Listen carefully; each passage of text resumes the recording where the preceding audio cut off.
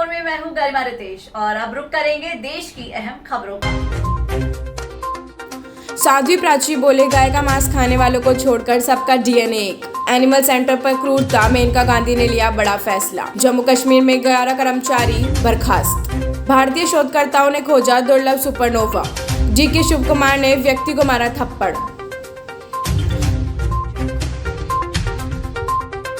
आपके सत्ता विस्तार की तैयारी शुरू। कोवैक्सीन को जल्द मिल जाएगी WHO की मंजूरी। पाकिस्तान सेना बोली, डूब रहा है भारत का निवेश। भारतीय मूल की एक और बेटी जा रही है अंतरिक्ष। भारत ने किया न्यूजीलैंड के यूट्यूबर को ब्लैकलिस्ट।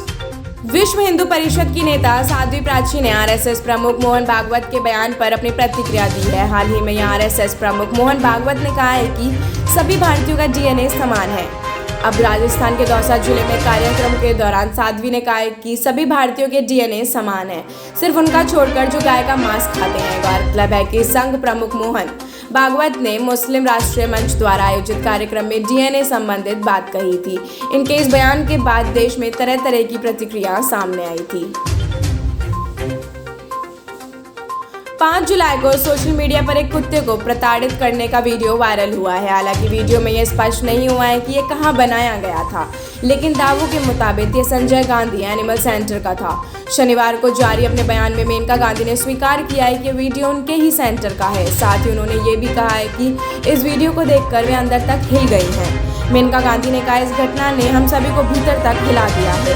उन्होंने कहा है कि हमने घटना को अंजाम देने वाले कर्मचारियों के खिलाफ FIR दर्ज करा दी और वे गिरफ्तार भी कर लिए गए हैं।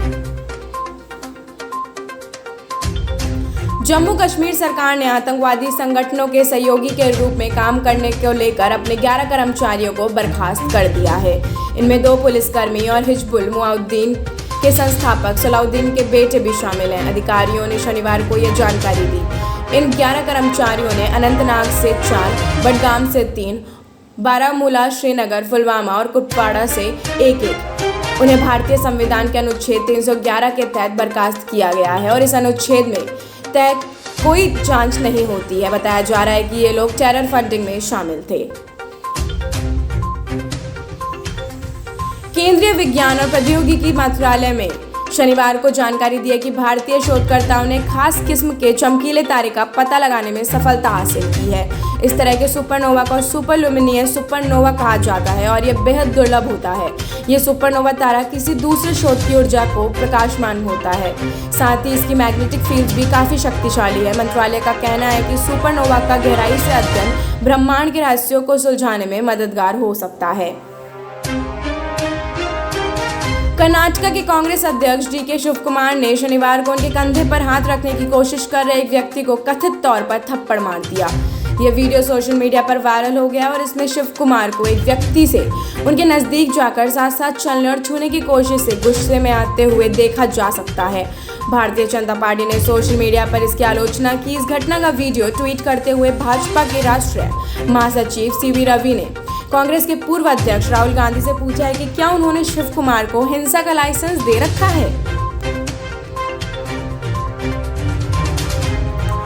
दिल्ली के मुख्यमंत्री अरविंद केजरीवाल ने अन्य राज्यों में भी आम आदमी पार्टी के सत्ता विस्तार की शुरुआत कर दी है।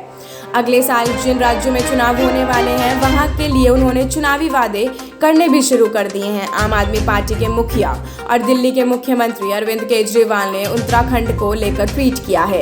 उन्होंने उसमें लिखा है कि उत्तराखंड खुद बिजली बनाता है, दूसरे राज्यों को बेचता भी है, फिर उत्तराखंड के लोगों को इतनी महंगी बिजली क्यों? दिल्ली अपनी बिजली नहीं बनाता, दूसरे राज्यों से खरीदता है, फिर भी बिजली फ्री में मिलती है दिल्ली को। क्या उत्तराखंड वासियों को फ्री बिजली नहीं मिलनी चाहिए? इसके बाद उन्होंने कल देहरादून में मिलने की बात कही है।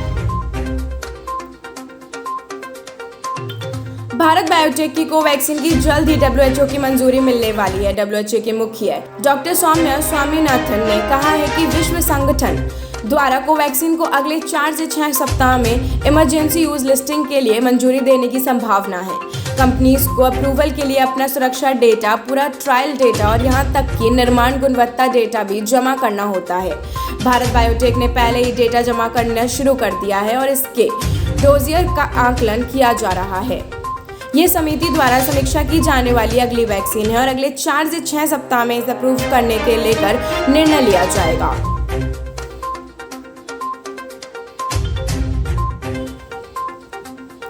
ताजा मामला अफगानिस्तान का है, जहां तालिबान के कब्जे में पूरी दुनिया के देश चिंतित हैं, लेकिन पाकिस्तान ने यहां भी अपनी खुशी ढूंढ ली है। इसे इस बात की खुशी है कि अफगानिस्तान पर तालिबान का कब्जा होने से वहां भारत का निवेश डूब रहा है। पाकिस्तानी मिलिट्री के मीडिया विंग के प्रमुख मेजर जनरल बाबर इफ्तिखार एक निजी चैनल के साथ बातचीत कर रहे थे। उन्होंने कहा है कि अगर भारत के अफगानिस्तान में अच्छी नीयत से प्रवेश किया होता तो आज निराशा नहीं होती। उन्होंने अफगानिस्तान से सेना वापस बुलाने के अमेरिकी सरकार के फैसले पर भी सवाल उठाए हैं। उन्होंने कहा है कि अमेरिका से इस बात की उम्मीद थी कि वे जिम्मेदार तरीके से अफगानिस्तान से अपनी सेना बुलाएंगे। कल्पना चावला के बाद भारतीय मूल की एक बेटी अंतरिक्ष के सफर पर रवाना होने जा रही है। 34 वर्षीय शीर्षा बंडाला अंतरिक्ष में जाने वाली भारतीय मूल की तीसरी महिला है। आंध्र प्रदेश के गुंटूर जिले में जन्मी और अमेरिका के ह्यूस्टन टेक्सास में पली बड़ी बांडला कंपनीज के अरबपति संस्थापक सर रिचर्ड ब्रांसन और 5 अन्य के साथ वर्जिन जेलेटिक स्पेसशिप से न्यू मैक्सिको से रवाना होगी। बंडाला ने ट्वीट किया, मैं बेहतरीन क्रू का हिस्सा होने पर बेहद सम्मानित महसूस कर रही हूँ, जिसका मिशन अंतरिक्ष सबके लिए उपलब्ध कराने का है।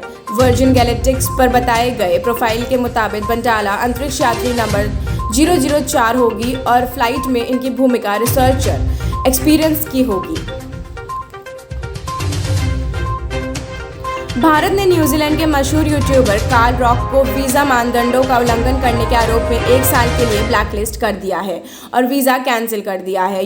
यूट्यूबर कार्ल रॉक पर टूरिस्ट वीज़ा के नाम पर कारोबार करने का आरोप है, जिसकी वजह से उसे ब्लैकलिस्ट कर दिया गया है। कार्ल ने न्यूजीलैंड की प्रधानमंत्री जॉरिजा ऑर्डन से इस बारे में अपील की है कि उन्हें काली सूची में डालने से भारत सरकार के फैसले को वापस लेने के लिए दिल्ली उच्च न्यायालय का रुख किया जाए।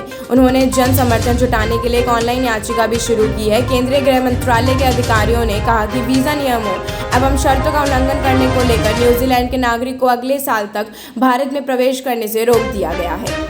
धन्यवाद। न्यूज़ में फिलहाल इतना ही। देश और दुनिया की तमाम खबरों के लिए देखते रहिए शुभ 24।